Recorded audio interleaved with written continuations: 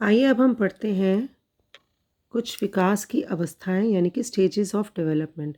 अभी बेटा पीछे मैंने आपको बताया था कि आईसीएमआर ने कुछ एज डिसाइड करी है, लेकिन वो आप ध्यान रखना बाल्यावस्था की आहार संबंधी आवश्यकताओं के आधार पर किया है। वो न्यूट्रिएंट रिक्वायरमेंट्स के हिसाब से उन्होंने किया है। उन्होंने जो क्लासिफिकेशन दी है ये एज की, ये childhood based on nutrient requirements ICMR ने दी है। बट वैसे जो एज का डिसाइड करते हैं वो मैं बताती हूँ आपको। जो स्टेजेस हैं वो हैं पूरी जो एक इंसान की जो लाइफ है ना, उसको उन्होंने स्टेजेस में बांट दिया है। आप देखो, सबसे पहला है शैशवावस्था यानी कि इन्फेंसी।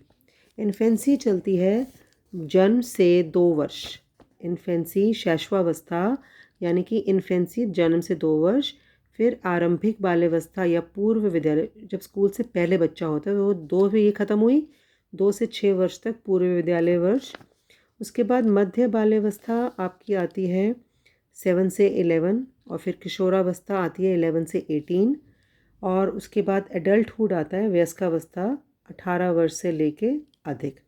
इंग्लिश में देख लेते हैं। फर्स्ट स्टेज 5 स्टेजेस में डिवाइड किया। इन्फेंसी है बर्थ से 2 इयर्स। इस स्टेज को कहते हैं जब बच्चा बर्थ पैदा होता है और 2 साल तक का रहता है, इसको कहते हैं इन्फेंसी। फिर है अर्ली चाइल्डहुड और pre school years which is 2 to 6 years. फिर 6 ईयर्स पे मिडिल चाइल्डहुड स्टार्ट हो जाता है 7 से 11 ईयर्स तक। एडोलेसेंट 11 से 18, और अडल्टहुड 18 साल से ऊपर सब लोगों को अडल्ट्स कहते हैं। अब यही चलेगा आगे, सारा डेवलपमेंट कैसे चलती है। सबसे पहले हम पढ़ते हैं नियोनेट क्या होता है। नियोनेट होता है जैसे मैंने बोला बर्थ से 2 इयर्स इन्फेंसी होती है। जो पहला मंथ होता है ना, यानी कि first month, in the first month birth से लेके पहले मंथ तक बच्चे को कहते हैं नियोनेट, यानी कि उसको कहते हैं नवजात शिशु। शब्द का प्रयोग हाल ही में जन्मे बच्चे के जन्म के प्रथम माह के संदर्भ में होता है। हमारी जो हम सोचते हैं कि जो अभी हाल ही में पैदा हुआ है बच्चा, तो वो हेल्पलेस है, कुछ नहीं कर सकता, जबकि ऐसा नहीं है। ठीक है, माना कि वो बच्चा जो है एडल्ट के ऊपर डिपेंड करता है, फिर भी उनके अंदर बहुत सारी ऐसी कैपेबिलिटीज़ होती हैं, उनके अंदर ऐसी कुछ क्षमताएं होती हैं जो वो कर पाते हैं जैसे ही वो पैदा होते हैं। वो क्षमताएं हैं रिफ्लेक्सेस, जिसका मतलब होता है प्रतिवर्ती क्रियाएं। प्रतिवर्ती क्रिया क्या होता है?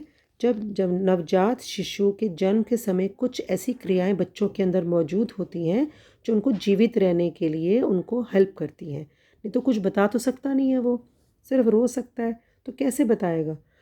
तो वही ये होता है, कुछ प्रतिवर्त साधारण अनसीखी क्रियाएं, किसी ने नहीं सिखाया उनको, जो कुछ प्रकार के उद्दीपनों के परिमाण स्वरूप उत्पन्न होती हैं।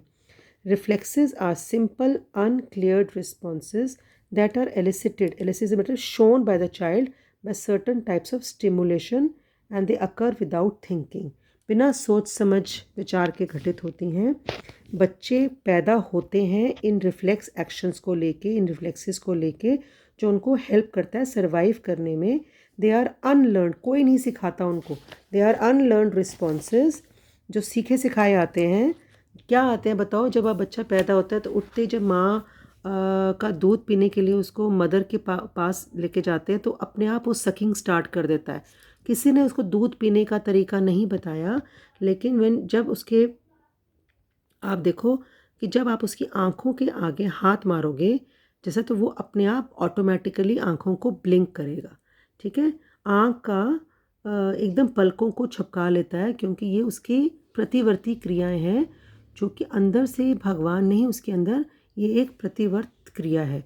उसके बाद और कौन कौन सी प्रतिवर्त क्रियाएं हैं, कौन से रिफ्लेक्सेस और होते हैं? वही मैंने बताया, सकिंग, जिसको हिंदी में बोलते हैं चूषण प्रतिवर्त, यानी कि जब मदर कि ब्रेस्ट के पास आप लेके जाओगे तो वो दूध पीने के लिए सकिंग करना शुरू कर देगा।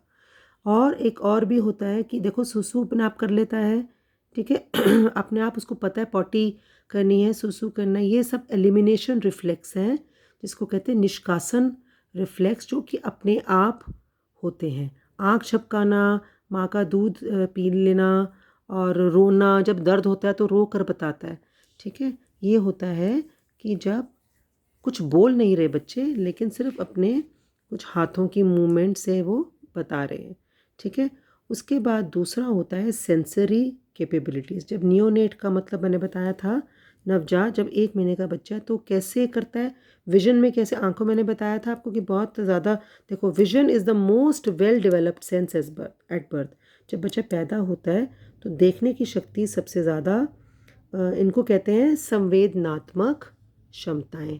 पहले पढ़ चुके हैं ना, जन्म के समय सबसे अधिक विकसित संवेदक दृष्टि होती है, और नवजात शिशु जो होता है प्रकाश और अंधेरे के बीच में भेद कर सकता है, और हर वक्त वो प्रकाश को खोजता है।